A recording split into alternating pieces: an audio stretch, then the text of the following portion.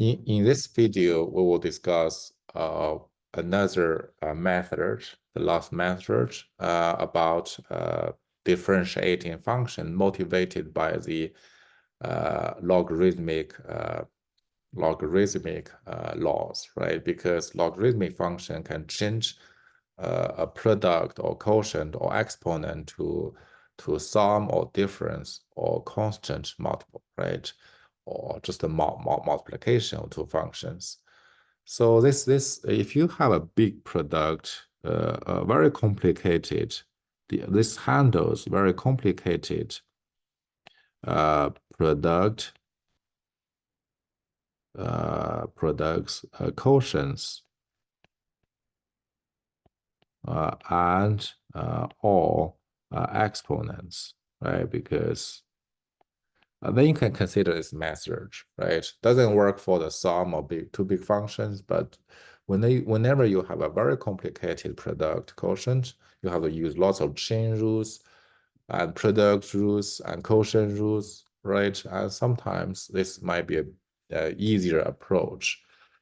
Before we apply our method, let's try to introduce try to remind you what's the logarithmic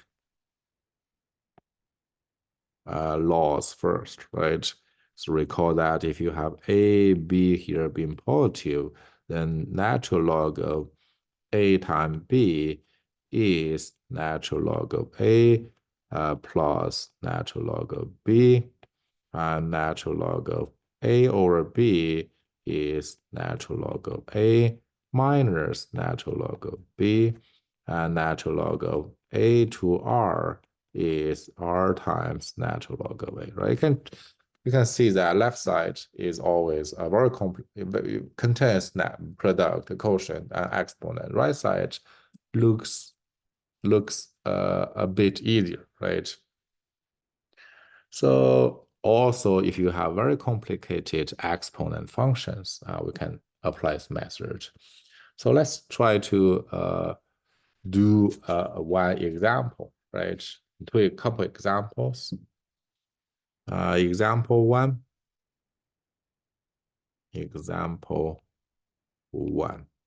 We are given y is root x times e to x squared minus 1 minus 1 and times x plus 1 to the power 2 over 3. We are looking for, we want to find dy over dx, right? That's what we want to do. Again, here you can see this is a very complicated function, product of three terms, and some terms are exponential functions, right? What do? We want to use natural log function to simplify the function first. So get natural log of y is natural log of the right side, root x dot e to x squared minus 1 dot x plus 1 to the power 2 over 3, right? By our property 1, you can change this two product into some sum of functions and plus natural log of e to x squared minus 1 and plus natural log of x plus 1 to the power 2 over 3. Now we can apply property 3 to make it even easier, right? Because root x is nothing but x to 1/2. So this is 1/2 natural log of x plus x squared minus 1, because natural log of e is 1, right? Plus 2 over 3 natural log of x plus 1.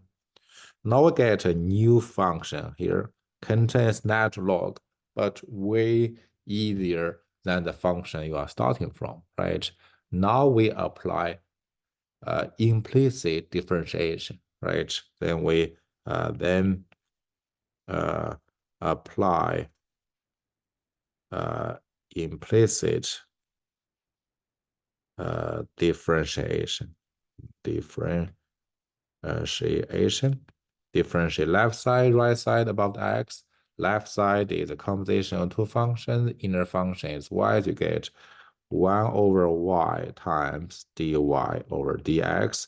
The right side is much easier to differentiate comparing with the function you are starting from. Right? You get 1/2 times 1x and plus 2x, then plus 2 over 3 times 1 over x plus 1. So that's it. We are looking for dy over dx, right? So for dy over dx, so dy over dx is y times these three terms. And what is y? Okay, y is root x times e to x squared minus 1 times x plus 1 to the power 2 over 3, then times 1 over 2x plus 2x plus 2 over 3 times 1 over x plus 1. So this is a whole process of logarithmic differentiation. Only if you have a very complicated product quotient or very complicated exponential function, we can take a natural log both sides of our equation, then apply our implicit differentiation, then solve for dy over dx, right? This is relatively easier than differentiate y directly, right? Okay, now let's see one more example. This implicit differentiation not only handles this complicated product quotient very well, also handles some function, very special function. For example, y equal to x to root x, right? We want to find dy over dx. This is not an exponential function. Both base position and also exponent position contains x, right?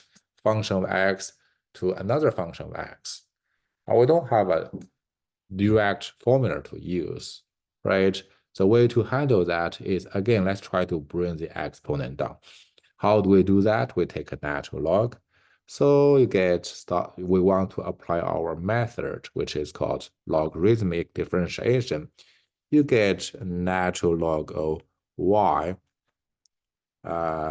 equal to natural log of x to the power root x. Then apply the property 3 of logarithmic differentiation. You get natural log of y equal to root x times natural log of x. Now you can see that there's a new function form. We can handle that. That's a product of a power function and a logarithmic function, right? So let's try to use our implicit differentiation. This is easy to use because y is on left side, right? Only one term contains y. You get 1 over y times dy over dx. On the right side, use product, right? 1/2 x to negative 1/2 times natural log of x and plus root x times 1x, right? So dy over dx is nothing but y times 1/2 x to negative 1/2 natural log of x plus root x over x.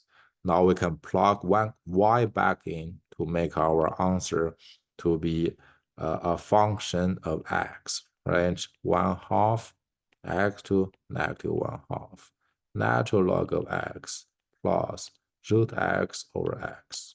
So that's how do we apply the logarithmic differentiation to handle some function which is a function of x to another function of x.